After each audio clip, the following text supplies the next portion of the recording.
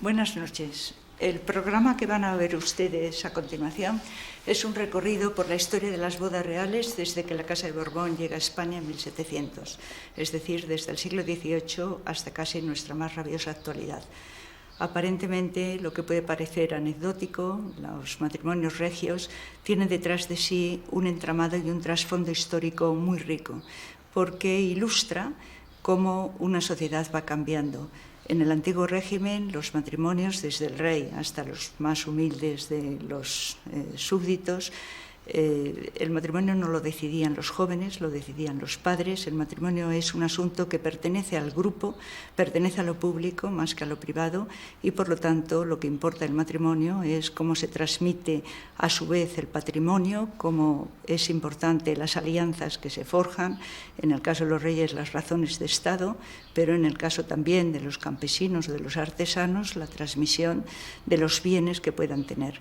Poco a poco, en la medida en que las sociedades se transforman, que se enriquecen materialmente, que son la media de vida que es apenas llega a 35 años en el siglo XVIII, pues aumenta hasta los parámetros que tenemos actualmente, cambia también la posibilidad de elección, la libertad individual, y se va transformando el matrimonio, se va introduciendo ya desde finales del XVIII, principios del XIX, a la medida de esas transformaciones, el propio amor en el matrimonio, algo que había nacido en Occidente totalmente separado del contrato matrimonial, y llegamos así a unas sociedades que son mucho más libres en sus individuos, en su posibilidad de elección, que es la que ahora actualmente disfrutamos.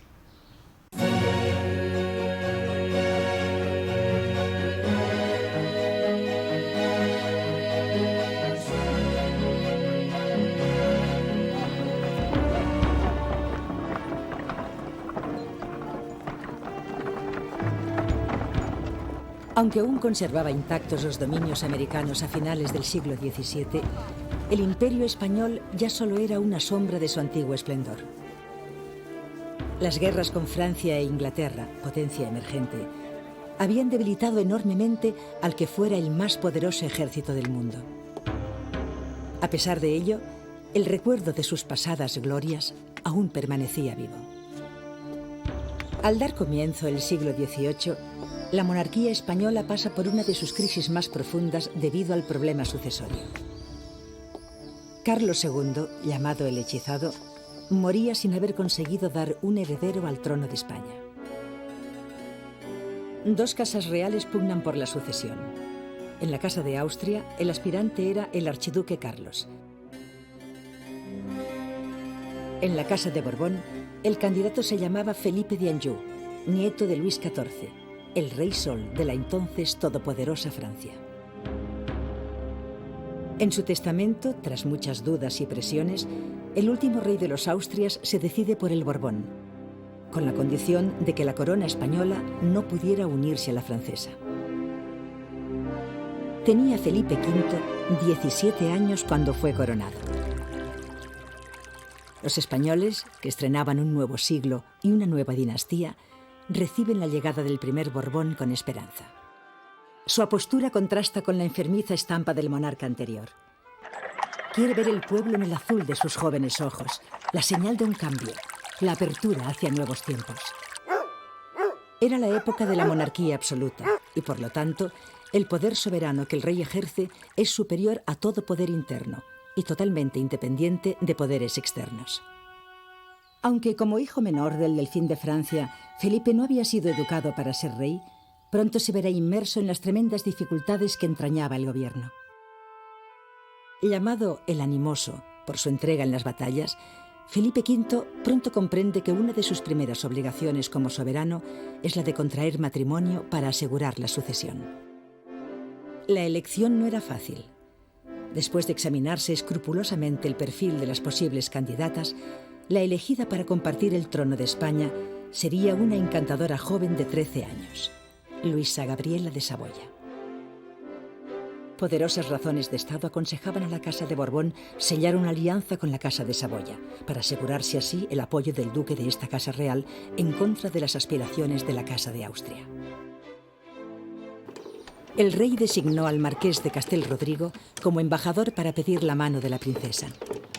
El marqués hizo su solemne entrada en Turín el 8 de septiembre de 1701. Felipe V escribía así a su prometida en una carta, acompañada con su retrato como era costumbre, al enterarse de que el acuerdo había sido firmado.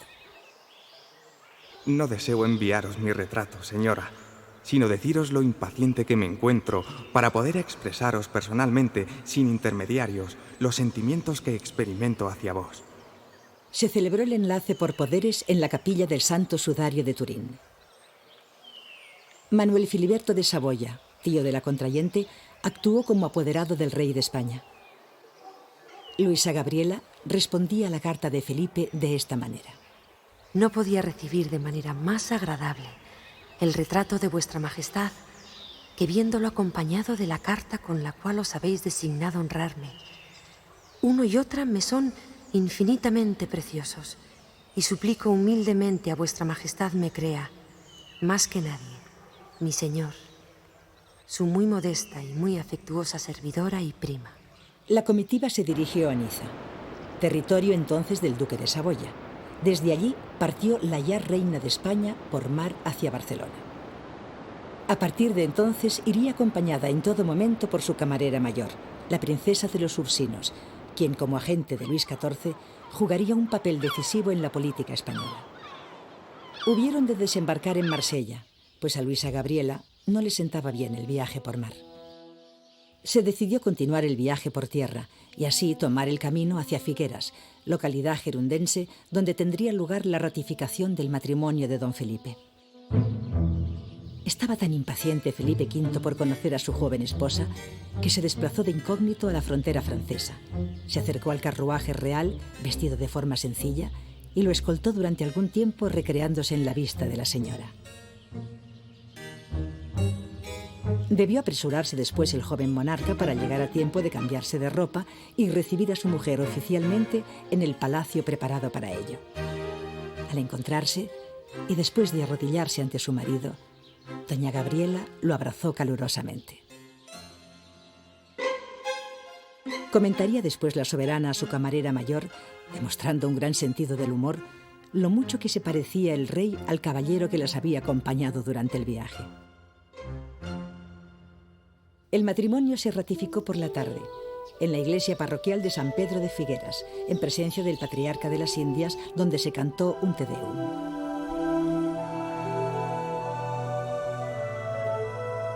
A pesar de su corta edad, circunstancia que hay que comprender teniendo en cuenta las pocas esperanzas de vida de la época, un contemporáneo destaca como virtudes de Luisa Gabriela.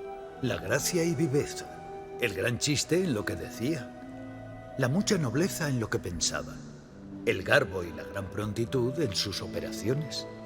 Las pretensiones políticas que decidieron la primera boda de Felipe V no darán los frutos deseados, pues el duque de Saboya romperá poco después la alianza con Francia y se pasará al bando austríaco en las guerras de sucesión. Esto no será un obstáculo para la apasionada historia de amor que vivirán don Felipe y doña Gabriela en estos tiempos de guerra.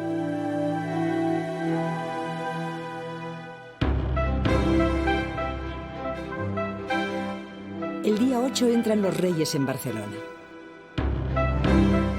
Tuvieron lugar solemnes besamanos a los que asistieron todas las autoridades del Principado.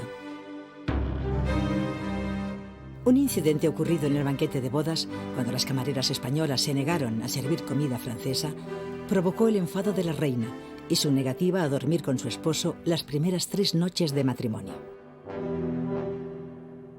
A partir de la 4ª, solo se separarán cuando las responsabilidades para con el reino les obliguen a ello.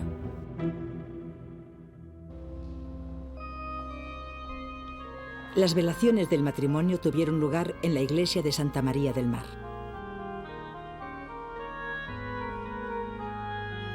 La jornada de Barcelona se prolongó hasta abril del año siguiente, 1702, partiendo el rey y permaneciendo doña Luisa Gabriela en los reinos peninsulares como gobernadora de la monarquía. Mientras que el soberano empezará pronto a manifestar los primeros síntomas de una enfermedad depresiva que se irá acrecentando, Luisa Gabriela de Saboya pasará a la historia con el sobrenombre de la Reina del Corazón de Fuego, por su entrega a la causa de la monarquía española. Y es que en España y en Europa se ha declarado una guerra entre dinastías que desangra los territorios y vacía las arcas del Estado. Las llamadas guerras de sucesión tienen su origen en la negativa a aceptar el testamento de Carlos II por parte del candidato austríaco, quien, como Carlos VI de Austria, aspira a la corona de España. Siempre aconsejada por la princesa de los Ursinos, la saboyana tendrá que asumir la regencia en ausencia del rey, cuando éste se ve obligado a abandonar la corte por imperativos bélicos. Durante las batallas, el rey no soporta la lejanía de su esposa, y como señala en sus memorias el duque de Berwick, el rey Felipe, cuyo ánimo es muy grande, queda en suspenso y en meditación cuando recibe noticias de su esposa. Su amor por ella parece muy intenso, y su alegría se desborda cada vez que acuerda celebrar una entrevista en algún punto del camino que les separa, cosa que hace con frecuencia. Luisa Gabriela de Saboya fue una reina muy querida por el pueblo, contribuyendo desde Madrid a engrandecer la causa de los Borbones. Cuando empezaban a firmarse los tratados de paz, Luisa Gabriela de Saboya irá decayendo, víctima de la tuberculosis. La gran religiosidad de Felipe V le obligaba a rechazar el sexo fuera del matrimonio, lo que explica que el rey frecuentara a su mujer hasta los últimos días de su vida con gran asiduidad, a pesar del grave estado de salud de la reina. Luisa Gabriela muere a la edad de 26 años. El rey se sumerge en una profunda tristeza.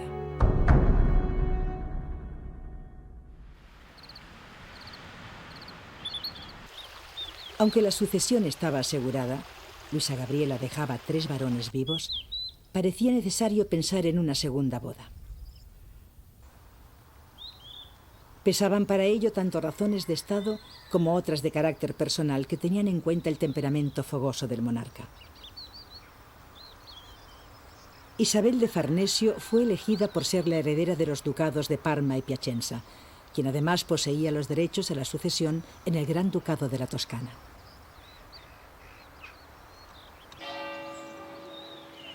Obtenido el beneplácito de su abuelo, Luis XIV, Felipe V se casó por poderes con Isabel de Farnesio el 16 de septiembre de 1714, en la Catedral de Parma. Actuaba como apoderado del rey el duque de Parma, don Francisco I.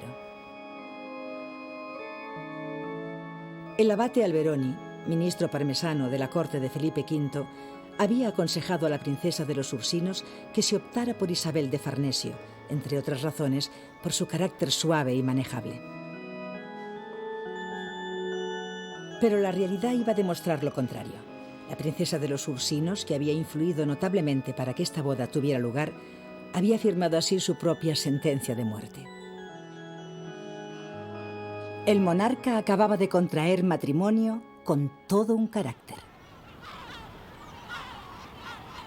También la navegación le sentaba mal a la nueva esposa de Felipe V, y habiendo embarcado la reina en el puerto de Sestris, hubo de bajar en Génova para continuar el viaje por tierra. Al llegar a los Pirineos, doña Isabel hizo una parada en Po para hacer una visita a su tía, doña Mariana de Neoburgo, la viuda de Carlos II. Mariana de Neoburgo, sospechosa de simpatizar con el bando austríaco, había sido desterrada a este lugar por el Borbón, para así neutralizar sus intrigas. Antes de que ambas se despidieran en Saint-Jean-Pied-de-Port, la reina viuda conversó largamente con su sobrina y la previno contra la influencia de la princesa de los Ursinos sobre el rey. Juntas asistieron a una representación de Judith de Betulia. El sentido era claro. Mariana de Neoburgo veía a su sobrina como una Judith libertadora que venía a decapitar al bíblico Holofernes.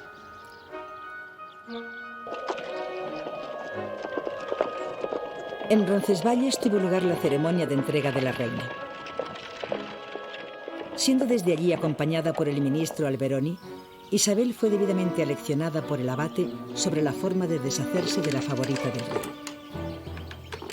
Siguió la comitiva real hasta Pamplona, donde fue cumplimentada por las autoridades del viejo reino de Navarra.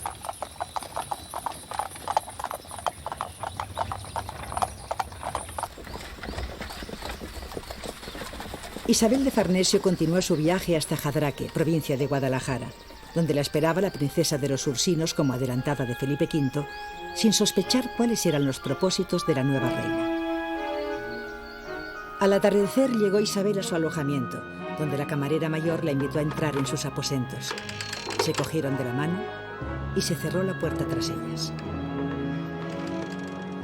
Los cortesanos oyeron palabras fuertes y después algún grito. La puerta se abrió de golpe y la reina llamó al jefe de la guardia, a quien ordenó con firmeza: Llevaos de aquí a esta loca que ha osado insultarme. Empujada dentro de una carroza que la llevaría al destierro, la princesa de los Ursinos fue así expulsada de España y de la historia. Con gran ansiedad esperaba Felipe V a su nueva esposa en Guadalajara, donde llegó al día siguiente. En una capilla improvisada en el Palacio de Infantado, tuvo lugar la ceremonia de ratificación matrimonial el 24 de diciembre de 1714. El embajador francés Saint-Simon nos relata así aquel momento. El rey dio la mano a la reina, condújola en el acto a la capilla donde su matrimonio se ratificó, y desde allí a su cámara, en la cual, en el acto, y siendo las 6 de la tarde, ambos se metieron en la cama, que no dejaron hasta cerca de la medianoche para asistir a la misa del gallo.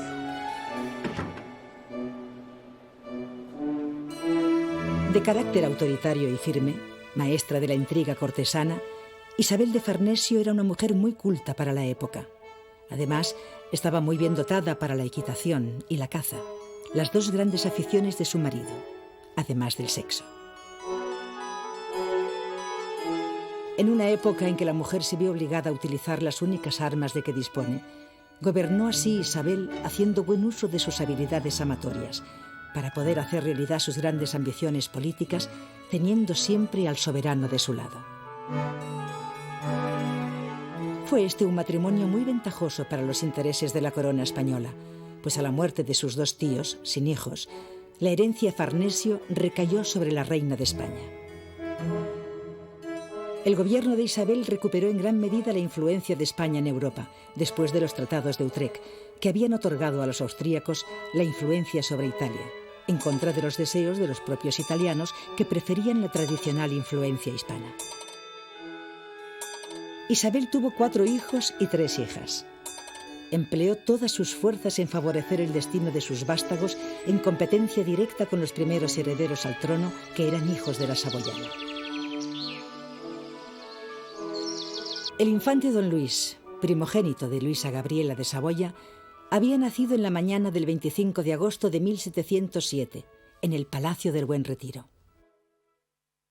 Debido al problema de esterilidad sufrido por la dinastía anterior, no nacía ningún heredero al trono en España desde hacía más de 46 años. Por ello, el nacimiento del primer Borbón en suelo español fue muy celebrado. Saint-Simon hizo un fiel retrato del primer príncipe de Asturias. Es alto, delgado, rubio, endeble, pero sano. Ama la caza, tira bien y baila de maravilla. Parece que gustará de las mujeres, que será devoto. Vive muy sujeto, callado y discreto. Como consecuencia de las disputas dinásticas entre Austria y la corona por el Tratado de Cambrai, España busca la reconciliación con Francia, para de esta forma defenderse de la hostil Inglaterra. Esta nueva reconciliación con Francia quedó sellada con el matrimonio del príncipe de Asturias, don Luis de Borbón, con la hija del duque de Orleans, regente de Francia. El enlace fue anunciado en octubre de 1721, en el Real Sitio de la Granja. Además, se concertaba también la boda entre Luis XV, rey cristianísimo de Francia, que era por entonces un niño de corta edad, y María Ana Victoria, la hija de 4 años de Felipe V e Isabel de Farnesio, llamada popularmente la Marianina. Isabel había crecido junto a su padre, el duque de Orleans, en el Palais Royal. La educación licenciosa de la joven princesa chocará fuertemente con la rígida etiqueta que imperaba en la Casa Real española. Concertado el matrimonio y comunicada la aceptación de la corte de Versalles a través de su embajador en Madrid, Los reyes españoles desearon dar muestras de su alegría mandando cantar un solemne Te Deum en la iglesia de Nuestra Señora de la Fuencisla de Segovia. En los últimos días de octubre de 1721, el duque de Osuna, designado como embajador extraordinario, se hallaba en París para solicitar la mano de la princesa. Fue recibido con gran solemnidad el 13 de noviembre en el Palacio de las Tullerías por el rey Luis XV, de 5 años, y ese mismo día en el Palais Royal por el duque de Orleans, el regente.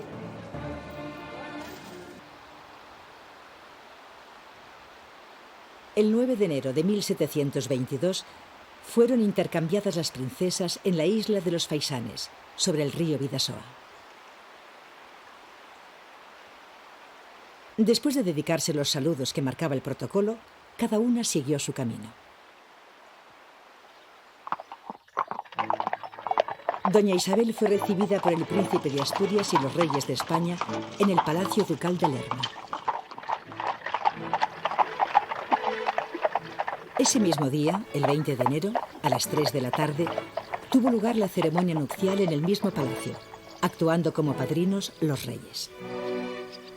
Concluidas las bendiciones, los invitados pasaron a disfrutar de la cena y tras ella se celebró un baile de honor en el que los minués y las contradanzas coronaban musicalmente la feliz jornada. Sus majestades y altezas, los cortesanos y el cuerpo diplomático penetraron posteriormente en la cámara nupcial y descorrieron las cortinas del lecho en el que descansaban acostados uno al lado del otro los recién casados. Como dos niños que eran, Luis aparecía muy avergonzado, acostado junto a su esposa, que yacía tranquila. Esta ceremonia, que tenía su origen en antiguos usos jurídicos francos, atestiguaba simbólicamente que los príncipes se habían acostado juntos. Trasladada la familia real a Madrid y después de asistir a una misa en Nuestra Señora de Atocha, tuvieron lugar en la Plaza Mayor por la noche varios espectáculos. Entre estos festejos, destacaron una exhibición de monta por parejas y un simulacro festivo de combate de 10 galeras, realizado con fuegos artificiales. Don Luis tenía 15 años cuando se unió en matrimonio a Isabel, que contaba solo 12 años de existencia. A pesar de la pasión que Felipe V siente por su esposa, Isabel de Farnesio, de quien no se separa más que para confesarse, el rey sigue acusando los devastadores efectos de una psicosis que a los 40 años lleva camino de convertirle en un maníaco depresivo. El rey, enfermo, decide retirarse para abdicar a favor del príncipe de Asturias, que ya cuenta con 17 años y que reinará con el nombre de Luis I. Pero el nuevo rey no es precisamente feliz en su matrimonio. La corta edad y la libertina educación de la princesa produjeron el desencuentro. El embajador inglés, Stanhope, describía así las correrías de la niña Isabel. No hay nada que justifique la conducta inconveniente de la reina. A sus extravagancias, como jugar desnuda en los jardines de palacio, a su pereza, desaseo y afección al mosto, a sus demostraciones de ignorar al joven monarca, responde el alejamiento cada vez más patente de don Luis hacia ella. A los 6 meses de su llegada al trono, el jovencísimo rey contrae la enfermedad del siglo, unas viruelas que acabaron con su vida. Doña Isabel se redimió de sus faltas permaneciendo a su lado hasta la muerte y exponiéndose al contagio que pudo acabar también con su vida.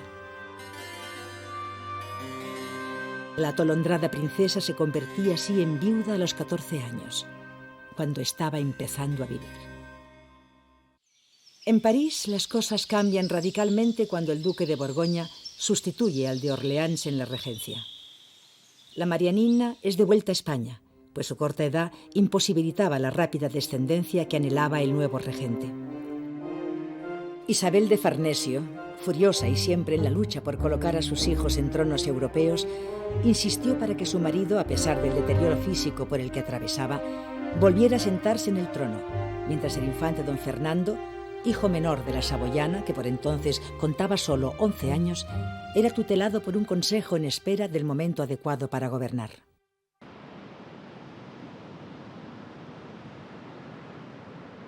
Movida por el resentimiento hacia la Casa Real francesa, Isabel de Farnesio quiso compensar la afrenta concertando un nuevo matrimonio para su hija.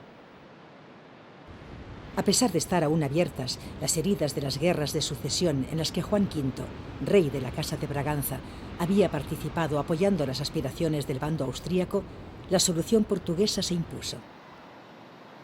Se decidió que la Marianina casaría con don José de Braganza, príncipe de Brasil y heredero del trono portugués. Al mismo tiempo, se concertaba el matrimonio del príncipe de Asturias, don Fernando de Borbón, heredero del trono de España, con doña Bárbara de Braganza, hermana mayor del príncipe. Educada por su madre, la reina Mariana, con esmero, la infanta portuguesa era una joven dotada de natural inteligencia y amor al estudio. Hablaba varios idiomas y tenía una pasión arrebatada por la música. Sin embargo, el físico no acompañaba. La fealdad de la princesa era imposible de disimular. Se produjeron por ello retrasos en el habitual trueque de retratos. Doña Bárbara de Braganza, consciente de su apariencia, escribía así en una de sus cartas. Ahora tengo constipados que llamamos de nariz, que son buenos para descargar la cabeza, mas muy malos para el parecer, pues hinchas los labios, y a quien es fea como yo, cualquier cosa aumenta el mal parecer. El marqués de los Balbases fue designado por Felipe V para actuar como embajador extraordinario en los enlaces de los príncipes. El impresionante coche del embajador de España, fabricado en París con figuras esculpidas y lujosamente entelado en oro y plata, era tan grande que fue preciso derribar la parte superior de la puerta por la que entró en la ciudad de Lisboa.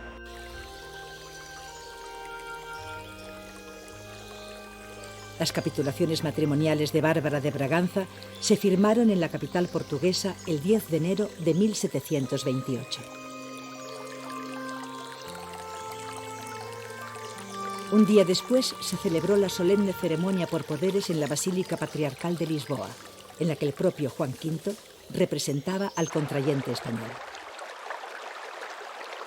Debido a la gravedad del estado de salud del rey de España, Felipe V, no se procedió al intercambio de princesas hasta el mes de enero de 1729. La ceremonia de entrega tuvo lugar en un puente construido para la ocasión, sobre el río Calle, que sirve de frontera natural entre ambas coronas. Don Fernando, príncipe de Asturias, no pudo disimular su decepción. Al contemplar la fealdad de su flamante esposa, sintió que había sido engañado. La familia real española regresó después a Badajoz, donde habían sido alojados previamente, y en la catedral de la ciudad se ofició un Te Deum cantado por la Capilla Real, trasladada para ello a la ciudad extremeña. Don Fernando pronto descubrió en doña Bárbara, bajo una poco agraciada apariencia, a una esposa dotada de una gran humanidad, que encajaba perfectamente con su propia naturaleza.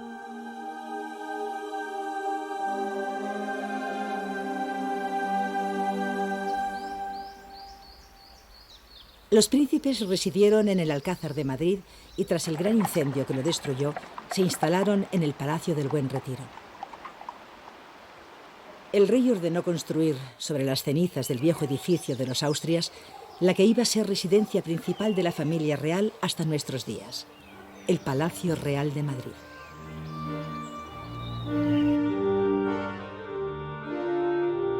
Mientras tanto, la corte de Felipe V se ha trasladado al sur. En los reales alcázares de Sevilla o en la Alhambra de Granada, el rey encuentra alivio para sus males. En 1746 muere Felipe V. La impronta modernizadora que el primer Borbón ha traído a España con los decretos de nueva planta tendrá un importante desarrollo en el gobierno de sus descendientes. Había llegado la hora del gobierno de Fernando VI.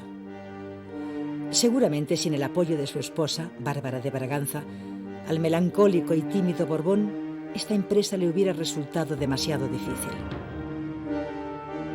Aconsejado por excelentes ministros como José de Carvajal o el Marqués de la Ensenada, el reinado de Fernando VI fue uno de los más equilibrados y prósperos de la historia de España. Los españoles disfrutaban el periodo más largo de paz desde hacía 2 siglos.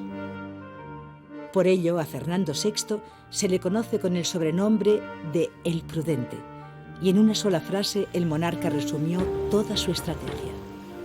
Paz con todos y guerra con nadie. Fernando VI y Bárbara de Braganza se amaron profundamente y su relación podría haber sido perfecta.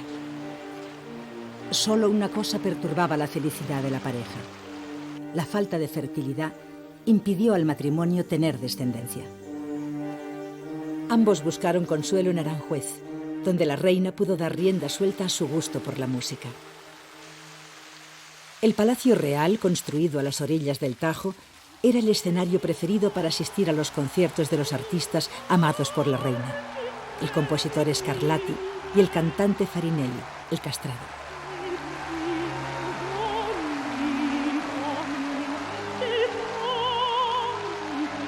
Cuando Bárbara de Braganza murió, víctima de un cáncer de útero, el rey se sumergió en una melancolía depresiva de la que no se recuperaría jamás. Murió loco un año después en el castillo de Villaviciosa de Odón, en donde se había encerrado para apartarse del mundo.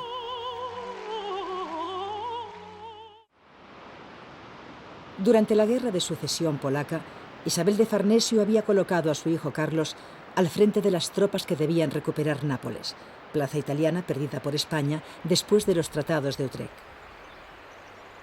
En una misiva, la reina animaba a su hijo de la siguiente manera: Ve y vence.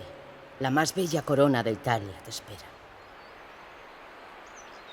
Tras la derrota de los austríacos, Carlos VII se instaló en el trono de las 2 Sicilias, cumpliendo el mandato de su madre.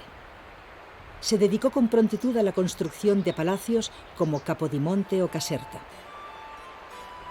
Carlos tenía 20 años y empezaba a sentir la necesidad de compartir aquel hermoso reino con alguien.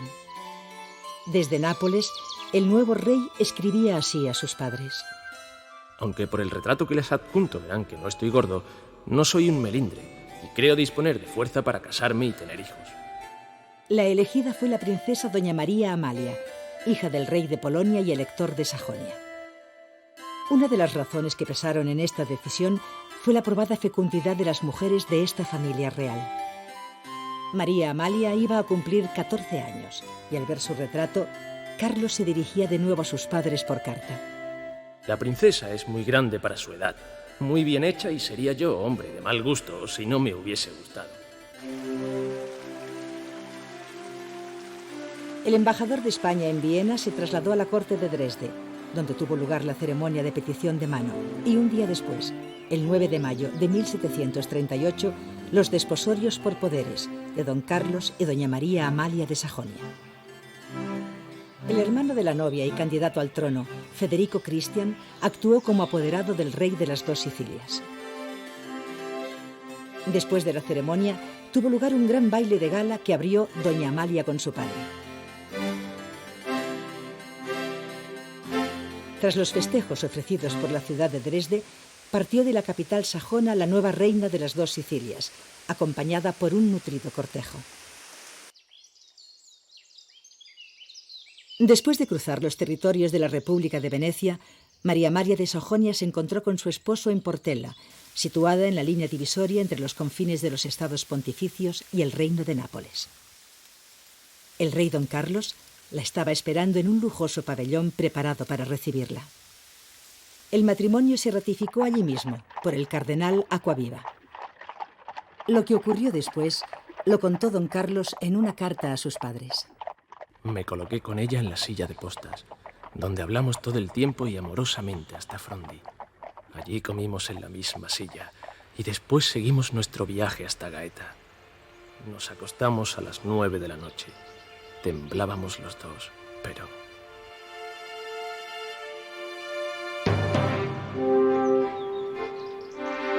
El día 2 de julio, la ciudad de Nápoles recibía a los reyes que viajaban en una carroza tirada por 8 caballos entre aclamaciones y festejos. Los soberanos rezaron largamente en su magnífica catedral. Don Carlos anunció su intención de fundar, como conmemoración de su enlace, una orden dinástica bajo la advocación de San Genaro, el patrono de Nápoles. Una radiante María Amalia, enamorada de su esposo desde el primer día, escribía a sus suegros poco tiempo después: Tenéis, majestades, un hijo del cual podéis enorgulleceros. Como rey, se dice sin cesar que es respetado y muy amado por sus súbditos. Como esposo mío, que es por la gracia de Dios nuestro Señor, no me cabe más que aseguraros que acaba de ser su gracia la que ha bendecido mi vida. Fueron tiempos muy felices para don Carlos y doña Amalia. El rey, monógamo por naturaleza, fue siempre fiel a su esposa. Un contemporáneo escribió: Me llamó la atención que en la cámara del rey no existiera lecho alguno, pues éste se acuesta siempre con la reina. El matrimonio disfrutó durante aquellos años de la caza, de la pesca y de la maravillosa naturaleza de la campiña napolitana. La reina amaba a los pájaros y era gran fumadora de tabaco habano. Adoraba los bailes de carnaval y fue ella la que trajo a España la costumbre de montar el Belén en las casas durante la Navidad. Con el tiempo la pareja llegó a tener 13 hijos, pero a 5 de ellos se los llevó la muerte prematuramente. Estas desdichas unieron más, si cabe, al matrimonio. La reina María Amalia fue una madre ejemplar. Se entregó personalmente a la educación de sus hijos y era ella misma quien reprendía a los infantes cuando estos hacían alguna travesura. Los accesos de mal genio que sufría la reina regularmente eran recibidos por su esposo con ternura y sentido del humor. Nada perturbaba la armónica relación del matrimonio. Pero la felicidad no es eterna. 25 años después de su llegada al trono, don Carlos tuvo que abandonar su reino italiano. Se iba a cumplir el gran sueño de su madre, Isabel de Farnesio. Uno de sus hijos ceñiría la corona de España. Al morir su hermano Fernando, sin descendencia, el rey de las 2 Sicilias, Carlos VII, era proclamado rey de España con el nombre de Carlos III. A la reina María Amalia no le sentó bien el cambio de aires. En septiembre de 1760 fallecía víctima de una enfermedad pulmonar. Dicen que el rey comentó desolado: Es el primer disgusto serio que Amalia me ha dado en nuestro matrimonio. Aunque por entonces solo contaba 40 años, Carlos III siguió siendo fiel a su esposa hasta la muerte. 3 días después del fallecimiento, el rey escribía así a uno de sus colaboradores: Ella era lo que yo más amaba en este mundo. Por su gran contribución a la urbanística de Madrid, Carlos III fue llamado el Rey Albañil. En el siglo de las luces trajo a la capital el alumbrado de las calles, la recogida de basuras y la prohibición de los embozados. Fue reconocido también por su sentido de la justicia. Durante su reinado se vivió en Madrid el motín de Esquilache, un intento por parte de algunos sectores de la nobleza de acabar con las reformas modernizadoras que el gran rey ilustrado intentaba imponer con firmeza. La muerte le llegó el 14 de diciembre de 1788, angustiado por el problema de la sucesión. El príncipe de Asturias, don Carlos de Borbón, segundo hijo varón de Carlos III, había sido nombrado sucesor ante la incapacidad del primogénito.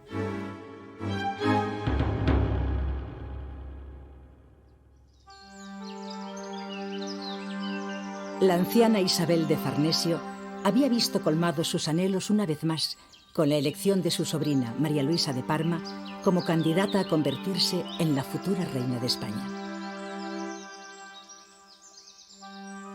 Después de obtener la correspondiente dispensa del Papa, ya que María Luisa y don Carlos eran primos hermanos, fue verificado el enlace por poderes en la Catedral del Ducado. El cortejo de la princesa, que entonces era una joven de tan solo 13 años, salió de Parma el 29 de junio de 1765, a las 4:30 de la mañana. una noticia funesta alcanzaba a María Luisa antes de abandonar Italia. Su padre, el duque, había muerto repentinamente víctima de unas viruelas. Doña María Luisa llegó finalmente a Guadarrama el 11 de agosto, donde fue recibida por su suegro, el rey don Carlos III, quien la acompañó en su propio coche hasta el real sitio de la granja de San Ildefonso. Esa misma noche se celebró la boda de la princesa italiana con un muchacho apocado que contaba entonces 17 años, el príncipe de Asturias, don Carlos de Borbón, quien reinaría con el nombre de Carlos IV. María Luisa, convertida en primera dama de la corte tras la muerte de Isabel de Farnesio, influyó notablemente en su voluntad. El príncipe Carlos era un hombre bueno y sencillo. Tras la muerte de Carlos III, España sufrirá uno de los periodos más difíciles de su historia. Francisco de Goya retrató en su obra maestra los caracteres decadentes de la corte de Carlos IV, quien contaba ya 40 años cuando llegó al trono. En 1800 inauguró así el genial pintor de la corte el violento y contradictorio siglo XIX, pintando magistralmente en Aranjuez a la familia real llamada a regir los destinos de la monarquía española. El rey abúlico posa impasible y bonachón. La reina María Luisa nos mira con gesto altivo. Junto a los reyes, entre otros personajes, el sucesor, el infante don Fernando.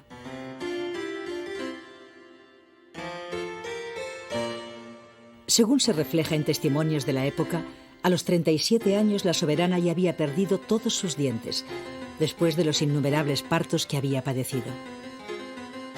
A lo largo de su vida, María Luisa de Parma trajo al mundo 14 hijos y tuvo 10 abortos. Pero a principios del siglo XIX solo sobrevivían 7. Durante el reinado de Carlos IV, corrieron rumores sobre las supuestas infidelidades conyugales de María Luisa de Parma, su esposa.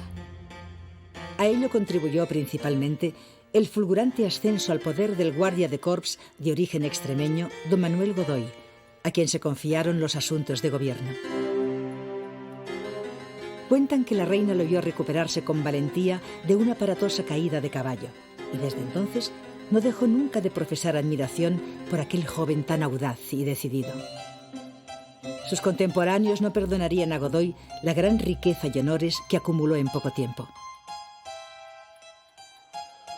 Si damos crédito a lo que Godoy escribió en sus memorias, no hubo más que una fuerte relación política por la cual los soberanos españoles, a quienes tocaba vivir los días de la Revolución Francesa, entregaban las responsabilidades a un hombre más capaz, asustados por los acontecimientos que habían conducido a la guillotina a sus primos, los Borbones de Francia.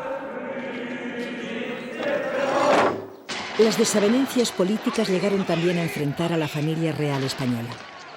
El infante don Fernando, heredero al trono, incómodo con el poder creciente del valido, niega la capacidad de su padre y le obliga a abdicar en marzo de 1808, después del estallido del motín de Aranjuez, que cuestionaba así el gobierno de Godoy.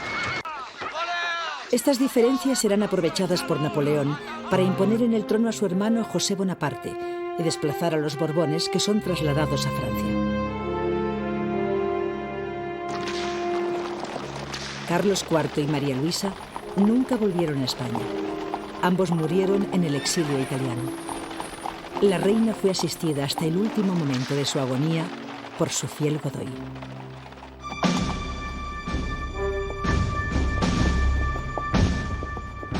El estallido nacionalista del 2 de mayo de 1808 es la respuesta del pueblo español a la invasión que el nuevo emperador Napoleón, nacido de las cenizas de la Revolución Francesa, trata de extender al territorio de la península ibérica.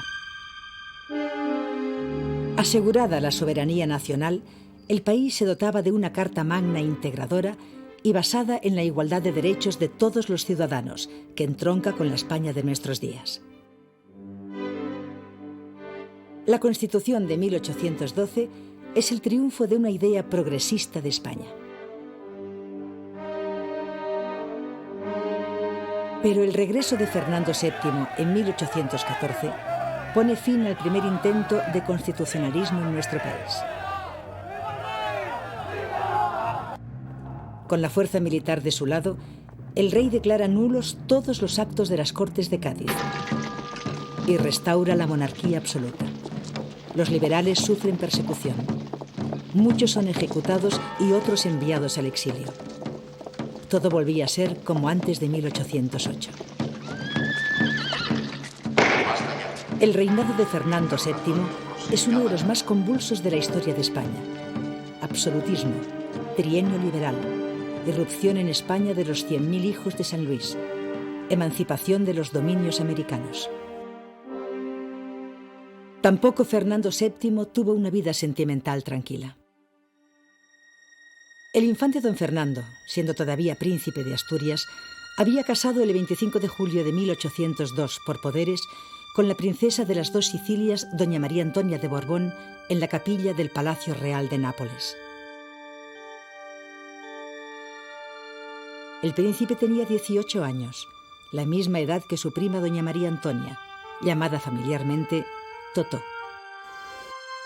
Embarcada la princesa para España, llegó al puerto de Barcelona el 30 de septiembre, donde la esperaban los reyes y el príncipe de Asturias. En la ciudad condal se ratificaron los enlaces el 4 de octubre. Luminarias, espectáculos teatrales, bailes populares y corridas de toros se prolongaron hasta el 8 de noviembre, día en que la corte regresó a Madrid.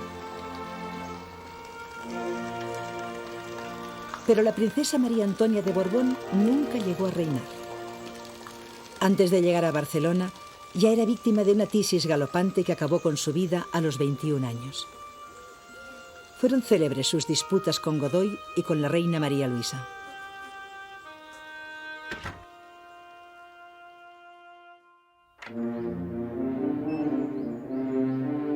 En 1814, después de que Fernando VII regresara al trono, se plantea la necesidad de que el rey vuelva a contraer matrimonio tras 8 años de viudedad.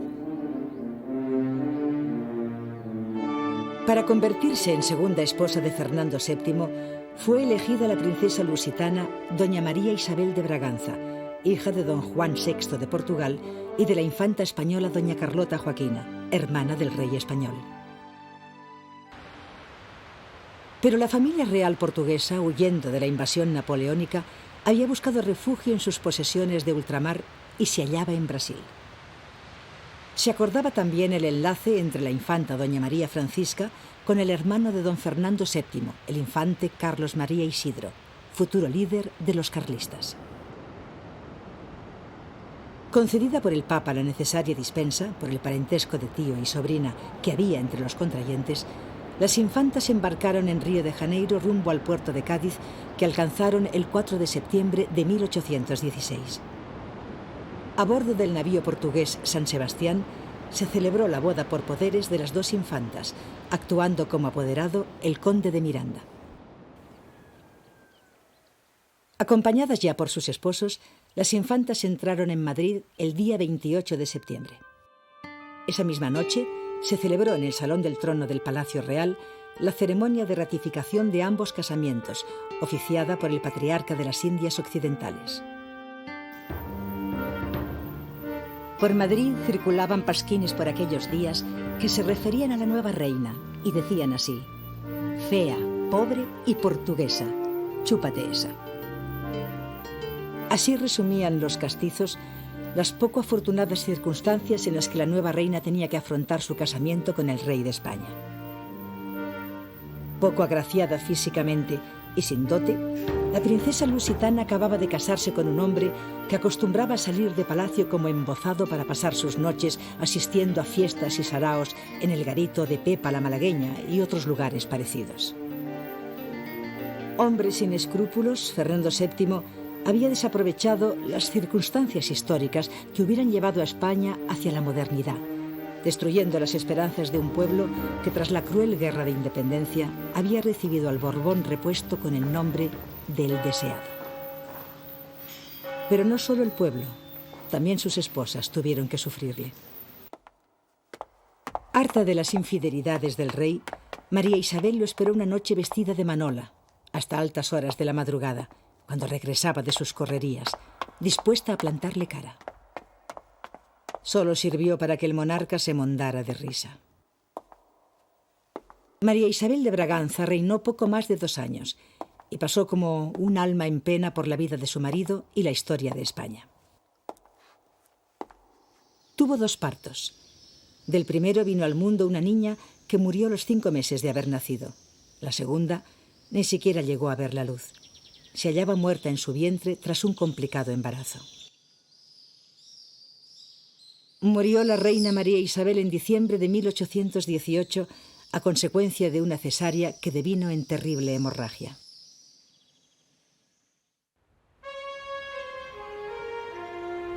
Preocupado el rey por el problema sucesorio, vuelve sus ojos hacia Sajonia, la tierra de su abuela María Amalia, mujer de probada fecundidad que había dado 13 hijos a su esposo, el rey Carlos III.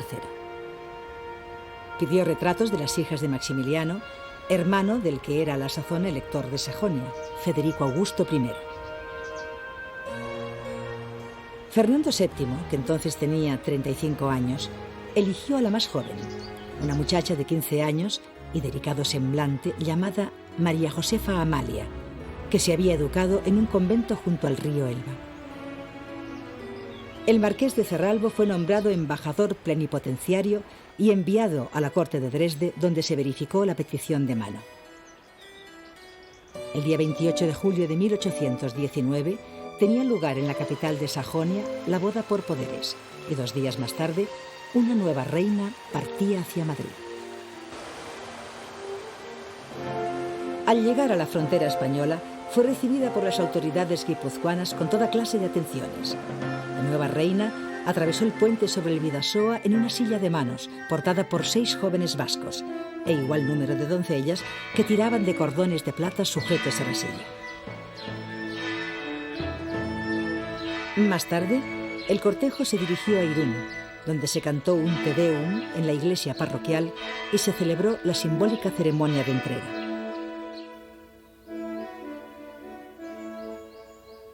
La ratificación del matrimonio se celebró a las 8 de la tarde del 20 de octubre del mismo año en el Salón de Embajadores del Palacio Real de Madrid. Ya por la noche, el rey se introdujo en los aposentos de la nueva reina, dispuesto a consumar el matrimonio, pero, según el marqués de Villaurrutia, la servidumbre palatina vio con asombro que su majestad, a poco de haber entrado en la regia alcoba, salió de ella más que deprisa, en paños menores y echando pestes. María Josefa, convencida de que las pretensiones de su marido eran un atentado contra su virtud, impidió al monarca volver a traspasar los umbrales de sus aposentos. Preocupado por la sucesión, Fernando VII se vio obligado a escribir al Papa para que interviniera en su matrimonio. Mi augusta esposa no entiende que ella es carne de mi carne y hueso de mis huesos. Por ello, es indispensable proporcionar a la reina un director espiritual que imprima en su ánimo sencillo la más justa y exacta idea de los deberes de una esposa para con su esposo. La reina no tuvo más remedio que vencer sus reticencias, pero lo hizo sin ningún entusiasmo. En este momento histórico, todos los estamentos sociales se mostraban descontentos con el gobierno de Fernando VII. Mientras los liberales conspiraban en logias masónicas y el clero más reaccionario y los absolutistas se agrupaban en torno a la figura del infante don Carlos, María Josefa se refugió en la poesía y en la práctica religiosa y no intervino jamás en los asuntos políticos. Murió de unas fiebres a los 10 años de llegar al trono. Tenía 25 años. Y a pesar de la ingesta continua de aguas que se creían milagrosas, como las de Sacedón o Solán de Cabras, tampoco la tercera esposa de Fernando VII dejaba descendencia.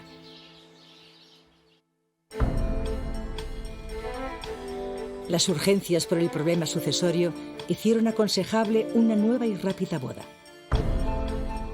La corte española estaba dividida en las 2 tendencias antagónicas que enfrentaban a la España de su tiempo. Los absolutistas, cuya cabeza era el infante don Carlos y su esposa portuguesa doña María Francisca de Braganza, y los liberales, encabezados por Francisco de Paula, casado con la princesa napolitana Luisa Carlota, hija de la reina de las 2 Sicilias, hermana de Fernando VII.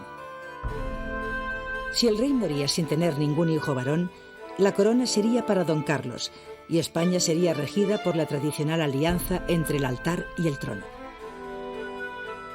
Es una de las razones por las que Luisa Carlota aconsejó al rey viudo que casara con su hermana, María Cristina de Borbón, una hermosa mujer de 23 años que, según el criterio de la época, ya había entrado en la madurez y que pertenecía a una familia de probada fecundidad. El embajador extraordinario designado para pedir la mano de la princesa, don Pedro Gómez Labrador, entró en Nápoles el 6 de septiembre de 1829. En el Palacio Real asistió a la solemne renuncia de María Cristina al trono de las 2 Sicilias, condición que exigían los tratados internacionales que habían hecho posible la entronización de la rama española de la Casa de Borbón en aquellos reinos. Luisa Carlota había pedido a su hermana que enviase al rey algún retrato que reflejase su belleza sensual. El rey, entusiasmado al recibirlo, salpicó el viaje de su prometida de cartas escritas en un tono muy castizo. Pichona mía, dueña mía, anoche antes de cenar recibí tu cariñosísima carta. ¡Qué rica, caramba! Se conoce que tienes chispa, así quiero yo los genios. Me parece que nos hemos de llevar bien, pues yo también soy muy alegre y me gusta echar 4 frescas. El 8 de diciembre llegó la comitiva de la princesa al Real Sitio de Aranjuez.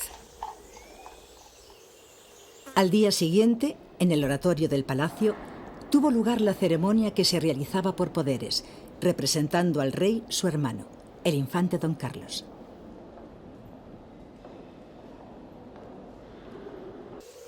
El día 10 llegó a Aranjuez el rey don Fernando VII para conocer a su mujer y abrazar a sus hermanos, los reyes de Nápoles. El día 11 tuvo lugar la solemne entrada de los reyes en la Villa de Madrid. Ataviada con un precioso traje azul celeste que después llamarían azul Cristina y tocada con un sombrero blanco adornado con plumas de ave del paraíso, la nueva reina causó sensación por su belleza y porte majestuoso. A su lado cabalgaba el rey, orgulloso y ufano, y detrás toda la familia real. Por la noche se ratificó el enlace en la capilla del Palacio Real.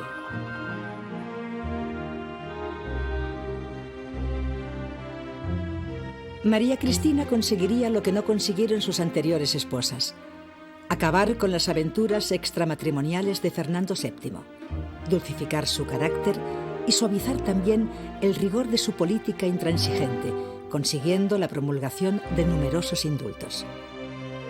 ¡Viva el rey de la santa tradición! ¡Viva! ¡Viva don Carlos! ¡Viva! ¡Por Dios!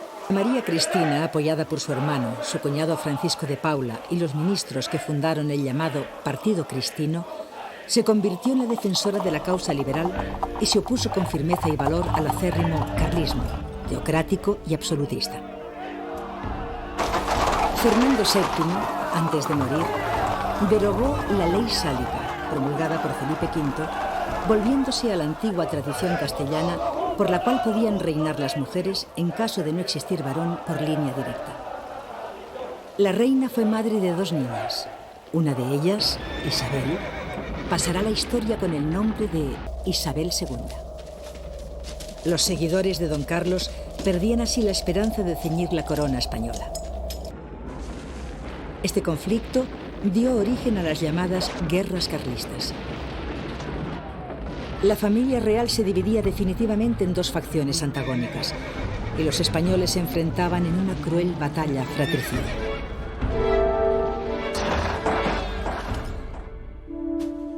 Finalizada la guerra, en España se abren nuevos períodos constituyentes. Estos están liderados principalmente por militares, quienes toman un total protagonismo en el gobierno de la nación. Tal es el caso del general Espartero, que asumió la regencia durante la minoría de edad de Isabel II. Terminada la regencia de Espartero, El gobierno provisional de don Joaquín María López propuso adelantar en un año la mayoría de edad de Isabel. En 1843, con 13 años, fue coronada reina de España.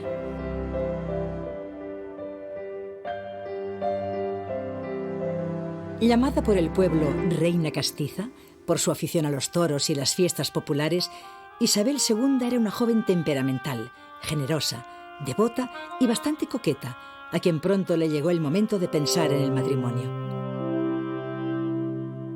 El difícil equilibrio en el que se hallaban las potencias europeas del momento aconsejaba prudencia en la elección del que sería futuro rey consorte, algo nuevo en la corte española. Inglaterra patrocinaba un Coburgo, Francia un Orleans, y las dos Sicilias ofrecían para el enlace al conde Trapani. A pesar de que la Constitución de 1845 concedía a la reina el derecho a escoger marido, la reina madre, doña María Cristina, aconsejó el matrimonio con su primo, don Francisco de Asís, hijo de don Francisco de Paula y de la infanta Luisa Carlota. Tras la caída de 3 gobiernos a causa del matrimonio real, el gabinete Istúriz decidió un doble casamiento, el de la reina con su primo y el de la hermana de esta, la infanta Luisa Fernanda, con el duque de Montpensier, quinto hijo del rey francés.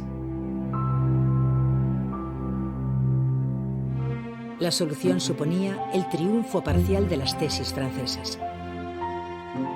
En el Salón del Trono del Palacio Real de Madrid tuvo lugar el doble enlace, ya que se casaron juntas las 2 hermanas. A la izquierda del trono se instaló un altar en el que oficiaba el patriarca de las Indias. La reina Isabel II y su madre, doña María Cristina, ocuparon el trono. 4 grandes de España salieron del salón a recoger a los novios que entraron posteriormente acompañados de sus comitivas. Al conocer a su primo, Isabel perdería la ilusión por completo. La reina castiza se casaba siguiendo lo que aconsejaban las razones de Estado, en contra de lo que su propio corazón le reclamaba. A las 10 de la mañana del día siguiente, los reyes pasearon por Madrid en la llamada carroza de la corona y por la noche asistieron en el Teatro de la Cruz a una función que tocaba el tema de los amores contrariados, los amantes de Teruel, de Hartzenbusch. Doña Isabel, popular, campechana y alegre, no encajó nunca con la personalidad del rey consorte, muy circunspecto, cultivado y serio. Las tempranas desavenencias entre la pareja dieron pábulo a todo tipo de rumores. La corte de Isabel II, reina que hizo gala de un carácter profundamente español, fue una mezcla de políticos arribistas y personalidades milagreras, como Sor Patrocinio, la monja de las Llagas, que ejerció de consejera, o el confesor de la reina, el padre Claret.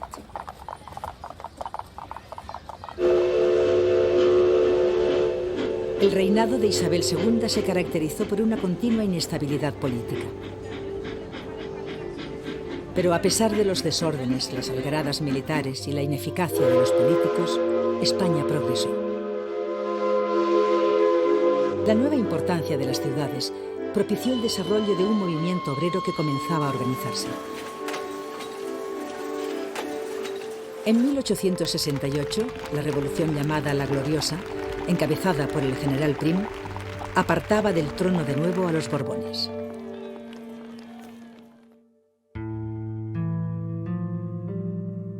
Isabel II se exiliaba a Francia después de 35 años de gobierno. Los reyes vivieron a partir de entonces en domicilios separados. El heredero de Isabel II, el príncipe Alfonso, vivió en el exilio asistiendo a las clases del colegio vienés teresiano, la escuela militar de Scharnhorst y las lecciones de su preceptora, la marquesa Sofía, que completaron una exquisita educación. Alfonso había crecido inteligente y despierto, aglutinando en torno a su figura las esperanzas y algunos estamentos de la sociedad española que veían en la restauración de los Borbones la solución a los problemas que seguían dividiendo a los españoles. Por otro lado, el futuro rey estaba llamado a protagonizar una de las leyendas románticas más arraigadas en el corazón popular de la historia de la monarquía en nuestro país. La otra protagonista de la leyenda se llamaba María de las Mercedes y era hija de la hermana de Isabel II, Luisa Fernanda, y el duque de Montpensier. Era, por lo tanto, prima hermana de Alfonso. La infancia de la princesa había transcurrido en Andalucía, a donde su familia se había trasladado por presiones que acusaban a su padre, el duque, de intrigante. El primer encuentro entre la pareja se produjo durante unas vacaciones de Navidad, cuando ambas familias se encontraron en el castillo de Randán, cerca de Vichy. Alfonso tiene 15 años y 12 tan solo María de las Mercedes. El joven príncipe queda hechizado por el salero de la princesa, la gracia con la que baila sevillanas y el acento andaluz que le hace añorar su patria. Años más tarde, Alfonso recordaba así el primer encuentro con Mercedes.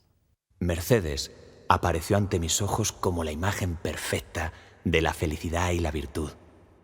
El enamoramiento había sido mutuo. Al despedirse, Mercedes le dijo a su primo: Un día te llamarán los españoles y te despertarás siendo rey y todos regresaremos a España. El 14 de enero de 1875, en un caballo blanco como había profetizado su prima, entró en Madrid Alfonso XII. Al despedirse de María de las Mercedes, Alfonso le había dicho: Mercedes, espérame.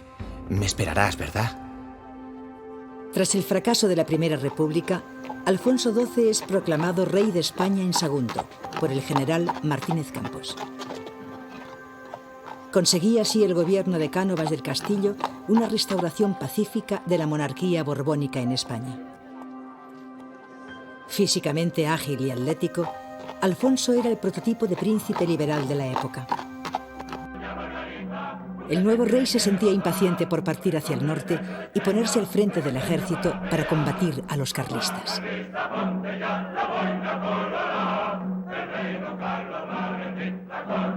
Terminada la contienda y vencidas las últimas resistencias, Alfonso XII quiere casarse, y en este caso no son las razones de Estado las que triunfan.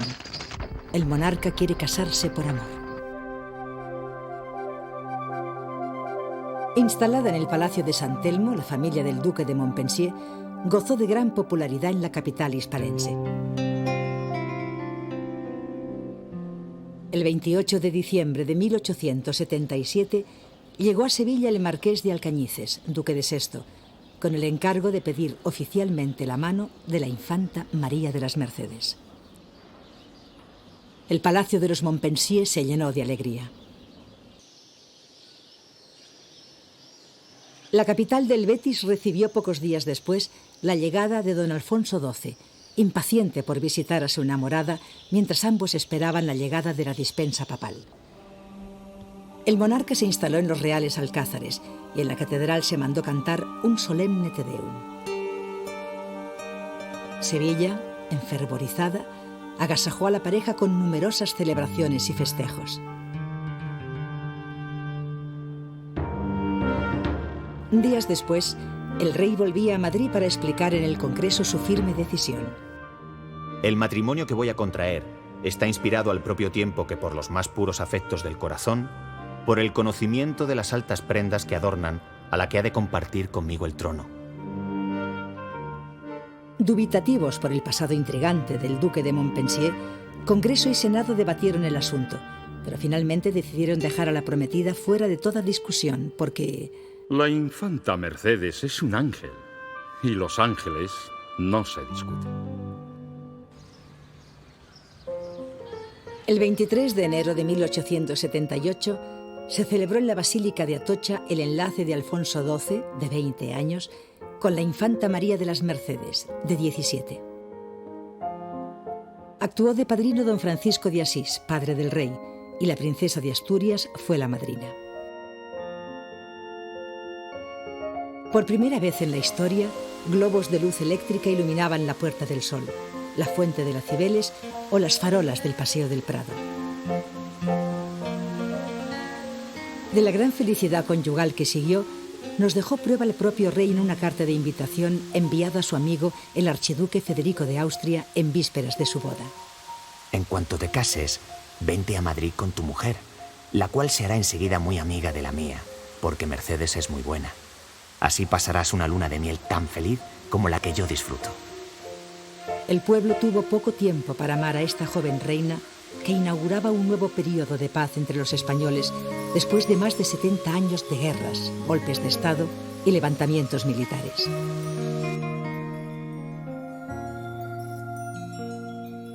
La hermana del rey, la infanta doña Eulalia, dejó escrito en sus memorias: aquella historia de amor era quizá demasiado bella para ser duradera. 5 meses después de la boda, María de las Mercedes moría víctima de unas fiebres tifoideas, dejando una leyenda tras de sí. El rey Alfonso XII, después de haber conocido tanta felicidad, no tiene más que una obsesión: olvidar. A finales de julio, consumido por el dolor, el rey se hace afeitar la cabeza y las patillas y se traslada al Escorial. Por la noche vaga por el monasterio como una sombra, sin poder abandonar el lugar donde se halla enterrada su esposa, la capilla escorialense. La infanta Eulalia también dejó constancia de ello. Costó esfuerzo sin cuento hacerle abandonar el Escorial. Desde entonces cambió el carácter de mi hermano y adquirió la falsa alegría de quienes ocultan una profunda tristeza. Un año después, cuando el gobierno pidió al monarca que pensase en otra candidata para casarse, el rey contestó: busquen ustedes mismos a la novia. La novia propuesta era delgada y angulosa. Tenía un porte muy distinguido y su comportamiento había sido irreprochable. Se trataba de María Cristina de Austria, un año menor que el rey y sobrina del emperador Francisco José. El diplomático Augusto Conte fue designado ministro plenipotenciario en Viena con instrucciones claras del rey. Entérate de cómo es. No pretendo que posea una extraordinaria hermosura. Basta con que sea agradable, discreta y bien educada, según comentan. Averigua todo esto y escríbeme directamente lo que vayas observando. Pero la archiduquesa María Cristina quiso conocer al novio, cosa que a don Alfonso le pareció muy natural. Por ello, se concertó una entrevista entre el rey y la candidata que tuvo lugar el 22 de agosto de 1879, en Arcachón, lugar de vacaciones en la costa atlántica francesa. En esta primera visita, solicitó el rey la mano de María Cristina. El viaje a España, de la que pronto sería reina, se inició el 17 de noviembre por ferrocarril. Llegados a Madrid, María Cristina fue recibida por el rey y sus hermanas en la casa de campo, y de allí se trasladaron al Palacio del Pardo, donde quedó instalada la archiduquesa. Al anunciarse el compromiso, muchos españoles pensaron que el rey iba a casarse con una monja, ya que María Cristina ostentaba el título de abadesa del Real Convento de Canonesas de Praga, cargo que no comportaba obligaciones religiosas. Doña María Cristina permaneció en el Pardo 5 días. Desde allí se dirigía así al gobierno de la nación. Yo ruego a la Cámara que me considere desde hoy como española, porque mi único deber es ser española y hacer la felicidad del rey en la modesta esfera de la familia. El 29 de noviembre, la novia viajaba a primera hora de la mañana a Madrid. La salida oficial, vistiendo galas nupciales, se efectuó desde el antiguo Palacio de los Secretarios, entonces ocupado por el Ministerio de la Marina. Doña María Cristina lucía un traje de raso blanco, bordado en plata, e iba tocada con una diadema y aderezo de brillantes. El gran porte aristocrático de la novia fue muy comentado en los mentideros de la villa y corte. A algunos madrileños no gustó la altivez de la nueva reina, pues la comparaban con la graciosa María de las Mercedes, que circulaba ya de boca en coplas y romances populares. El enlace tuvo lugar en la iglesia de Nuestra Señora de Atocha. Actuó como padrino el emperador de Austria, don Francisco José I. Entre los testigos se encontraba la madre del rey, doña Isabel II. A la salida del templo se unieron ambas comitivas de regreso a palacio. Tiempos difíciles vendrían a demostrar que María Cristina iba a ser una gran reina de España. María Cristina había dado a luz 2 niñas y se hallaba abrumada por la falta de descendencia masculina. La reina supo llevar la corona con gran dignidad y en muy pocas ocasiones perdió los modales. Solo en una ocasión, cuando una cantante de ópera, amante del rey, alardeaba de ello en público, se vio obligada María Cristina a ordenarle al jefe del gobierno: o echan ustedes del país a esa cualquiera, o yo regreso al mío. El encargo se cumplió, pero Alfonso XII no cambiaría jamás. A la edad de 27 años, el rey parecía declinar. Su palidez, la alarmante pérdida de peso y los frecuentes accesos de tos eran señales claras de que su organismo se hallaba minado por la tuberculosis. María Cristina, a la cabecera del lecho de muerte, le confesó que estaba embarazada. El rey murió con la esperanza de haber engendrado un hijo varón. Una viuda de luto, junto a sus 2 hijas también enlutadas, juraba la Constitución a los 27 años de edad con el rango de regente. 6 meses después, nacería Alfonso XIII.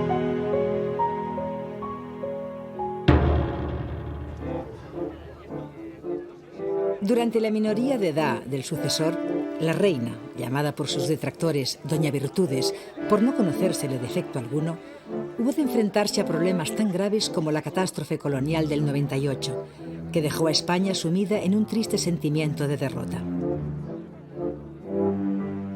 Los gobiernos de Alfonso XII y después de María Cristina no supieron solucionar el creciente antagonismo entre una rica burguesía establecida en torno a las ciudades, que tomaban un auge desconocido hasta entonces, y el campo, donde la mayor parte de los españoles sufría unas condiciones de vida de extrema pobreza.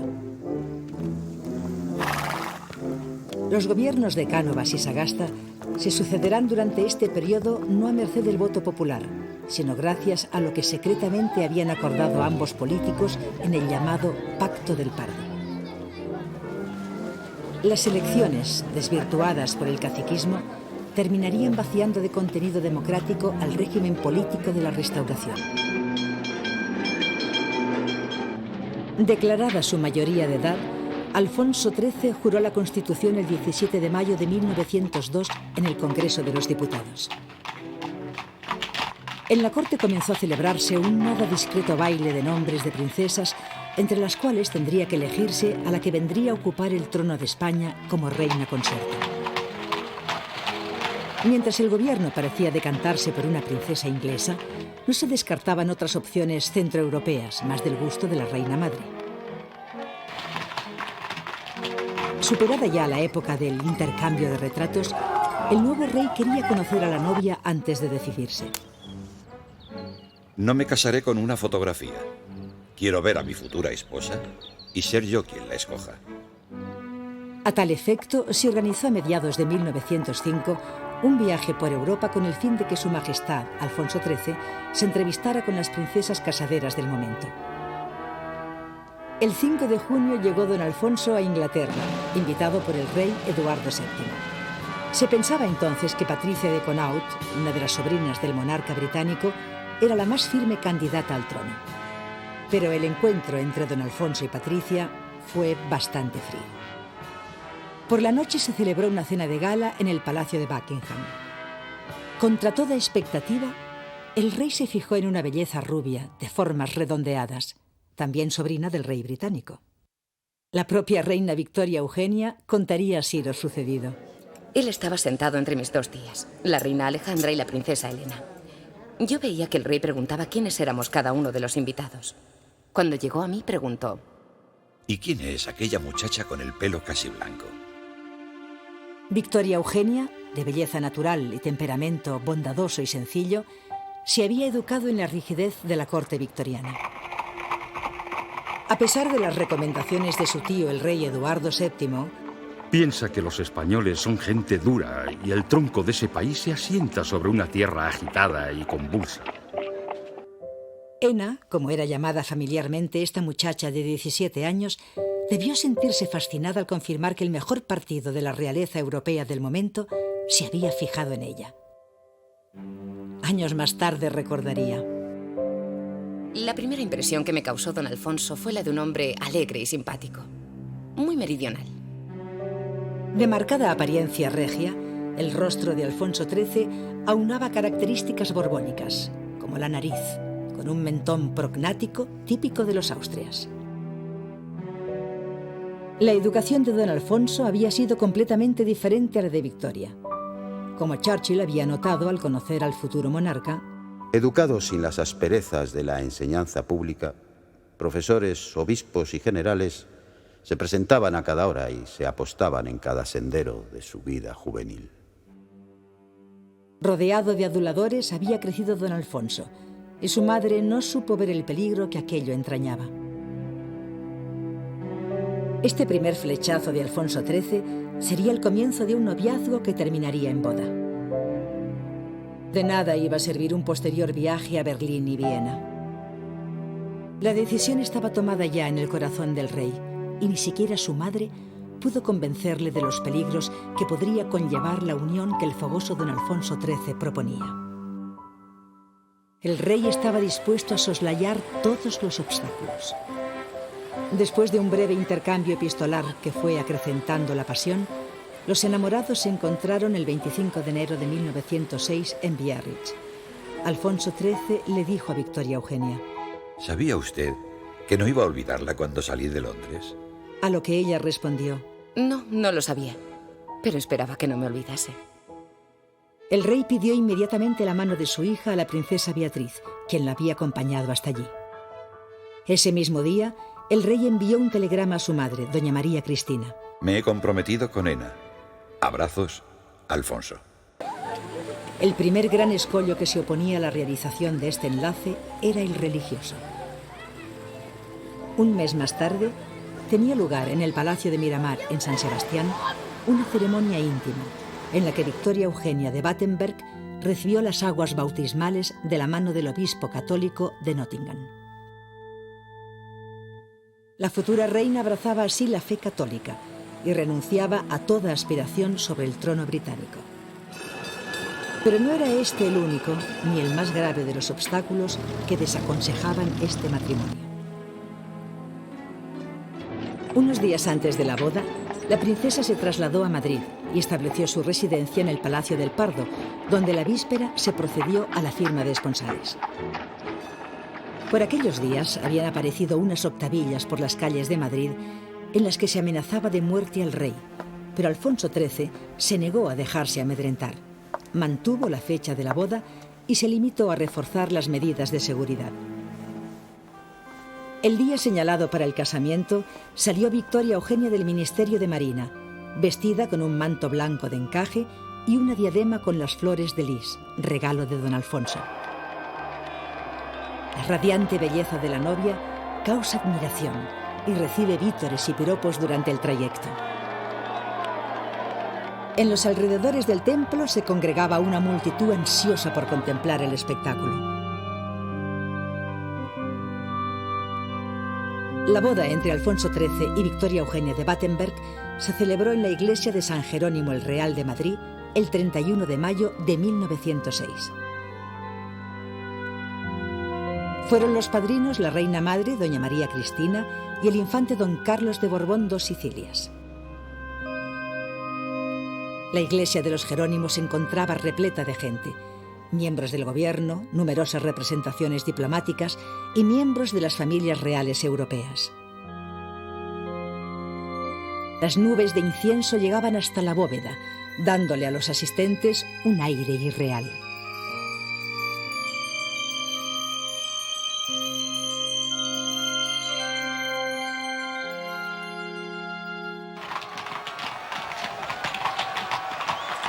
Finalizada la ceremonia, se organizó un cortejo que recorrió varias calles del centro de Madrid. La multitud impedía el tránsito de las carrozas. Se gritaba: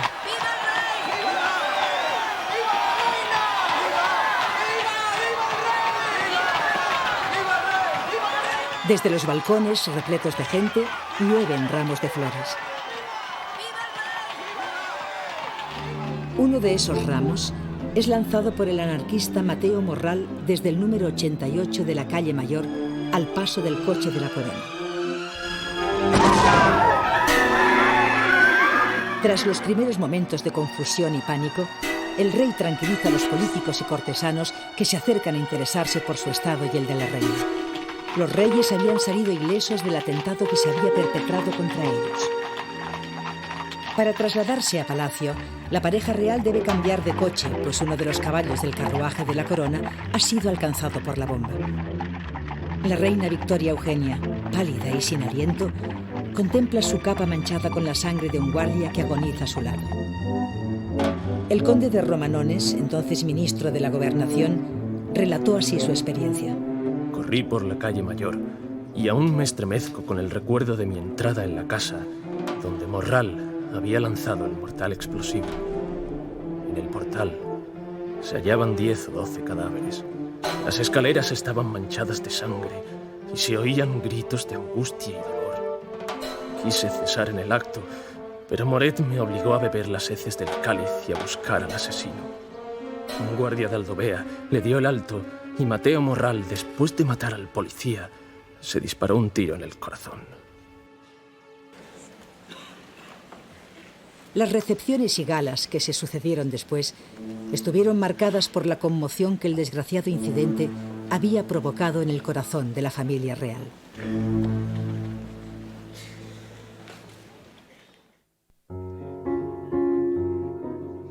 Durante el reinado de Victoria Eugenia, las costumbres de la monarquía española se europeizaron.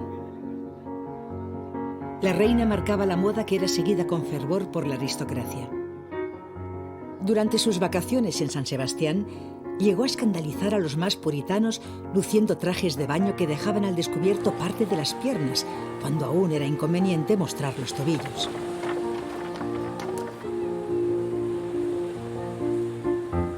Pero su matrimonio con Alfonso XIII no fue un camino de rosas.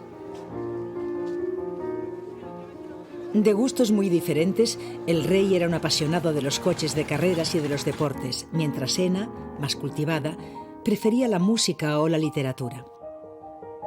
Victoria Eugenia quiso paliar las tremendas desigualdades que sufría el pueblo español, creando instituciones benéficas como la Cruz Roja o la Liga contra el Cáncer. Pero el gran abismo que se abrió entre la pareja lo causaría la enfermedad hereditaria que Ena había traspasado a sus primeros vástagos, complicando así el problema sucesorio. Ena daría a luz varios hijos varones que sufrían esta enfermedad, y este hecho le provocó un gran sentido de culpa que la sumiría en una profunda tristeza. Así se confesaba Alfonso XIII ante sus más allegados. No puedo resignarme a que mi heredero haya contraído una enfermedad que traía la familia de mi mujer. Sé que soy injusto, lo reconozco, pero no puedo pensar de otra manera. Alfonso XIII se fue distanciando de su esposa, aunque sin olvidar los deberes matrimoniales que darían como fruto un varón libre de hemofilia en la persona del infante don Juan, lo que posibilitaba una sucesión sin sobresaltos.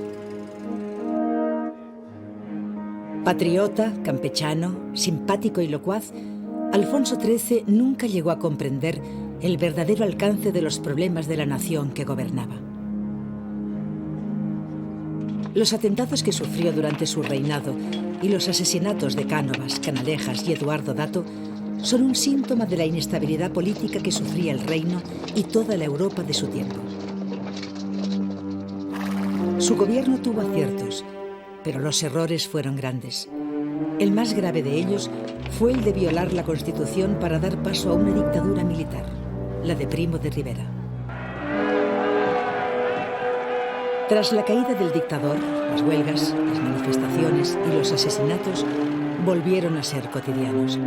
La economía se hundía y la moneda se devaluaba. En 1931, celebradas con carácter plebiscitario, las elecciones municipales convocadas por el gobierno dan mayoría a los partidos republicanos. En la tarde del 13 de abril, las noticias iban llegando con lentitud a Palacio. El rey habla por teléfono con el Ministerio de la Gobernación, donde estaban reunidos todos los ministros. A una pregunta de los periodistas, responde así el presidente del gobierno. No pasa absolutamente nada, señores, sino que España, que se había acostado monárquica ayer tarde, se ha despertado republicana esta mañana. El 14 de abril de 1931 fue proclamada la República y ese mismo día la familia real abandonaba Madrid camino del exilio. Afincados provisionalmente en Fontainebleau, Alfonso XIII y Victoria Eugenia observan desde el ostracismo los acontecimientos de su patria, con la esperanza de regresar algún día no demasiado lejano.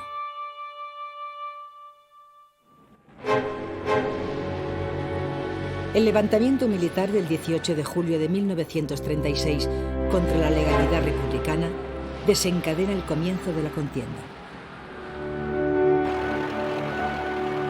Después de 3 años de lucha fratricida en la que murieron más de 1 millón de españoles y otros tantos fueron al exilio, Franco toma el poder y establece una dictadura militar que se prolongará en el tiempo, apartando del trono a los Borbones hasta la muerte del dictador. El 28 de febrero de 1941, en Roma, moría Alfonso XIII, a la edad de 54 años. La misma enfermedad que había matado a su madre, una angina de pecho, acabó con su vida.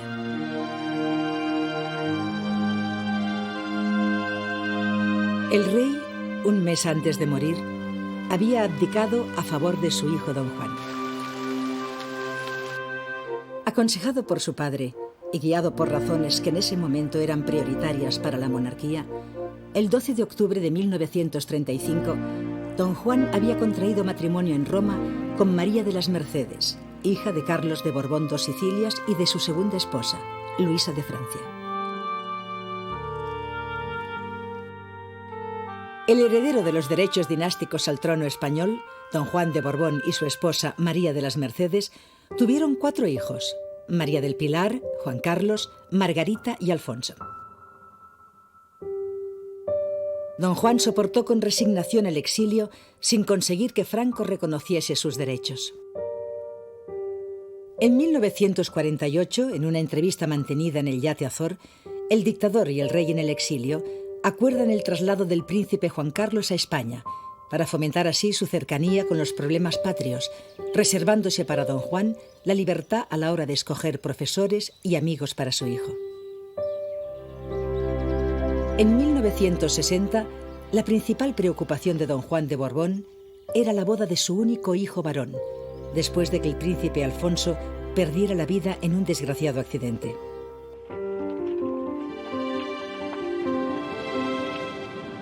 Juan Carlos de Borbón y Sofía de Grecia se habían conocido en 1954, durante un crucero por las islas griegas, organizado por la reina Federica con otros familiares de la realeza. Después del crucero, los príncipes habían coincidido algunas veces más, en Württemberg durante una boda y en Nápoles durante las Olimpiadas de 1960. El 8 de junio de 1961, Juan Carlos y Sofía coincidieron en Londres, con motivo del enlace de los duques de Kent, primos de Isabel II. Según ellos mismos confesaron después, en los días que precedieron al matrimonio de los Kent, los futuros reyes de España tuvieron ocasión de ahondar en el conocimiento mutuo y hablaron con profundidad de muchas cosas. Don Juan Carlos y doña Sofía acaban uniendo reflexivamente su futuro. Habiendo renunciado a sus derechos al trono heleno, doña Sofía y don Juan Carlos contraen matrimonio en Atenas, el 14 de mayo de 1962. La ciudad acogió el esplendoroso acontecimiento con devoción. El enlace fue presenciado por más de 5.000 monárquicos españoles, desplazados desde la península y representantes de numerosas casas reales.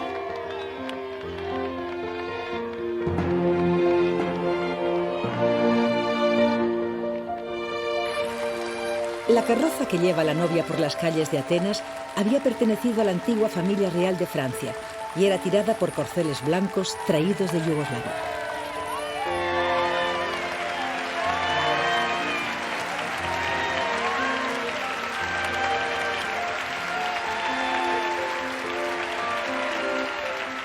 La novia vestía un traje de corte clásico, confeccionado en lamé plateado blanco, recubierto de tul y encaje antiguo. Se tocaba con un velo de su madre, la reina Federica, que se ajustaba a la cabeza con una diadema de brillantes de estilo imperio que había pertenecido a la casa real de los Hannover. 8 princesas de sangre real sostuvieron la larga cola de la desposada. El arzobispo de Atenas, Monseñor Printesi, ofició la ceremonia católica. Come lo manda nuestra Santa Madre de Iglesia Católica y Apostólica. Sí, quiero. Escuchando música de Händel, abandonaron los novios la pequeña catedral ateniense.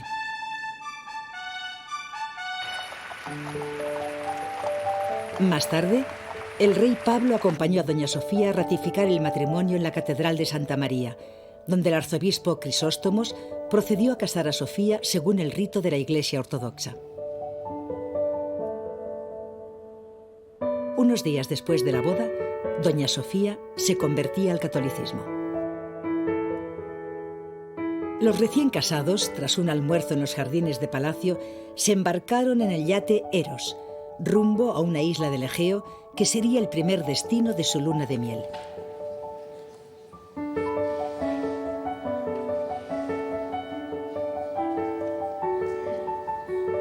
Don Juan Carlos y doña Sofía han sido padres de 3 niños: el príncipe de Asturias, don Felipe de Borbón, y las infantas Elena y Cristina. El 22 de noviembre de 1975, don Juan Carlos I es proclamado rey de España. 2 años después, don Juan renunciaba a sus derechos dinásticos en una emotiva ceremonia. Mi hijo y heredero, el rey don Juan Carlos I. Majestad, por España, todo por España. ¡Viva España! ¡Viva el rey!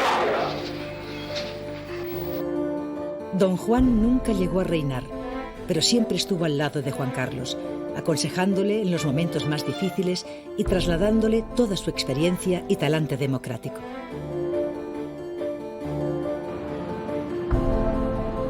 A su muerte, los funerales de don Juan fueron propios de un jefe de Estado. Sus restos serán exhumados en el Panteón de los Reyes del Escorial, donde descansan los reyes de España desde Carlos V. El reinado de Juan Carlos I coincide con el período más largo de paz, prosperidad y libertad que ha gozado nuestro país en los últimos siglos.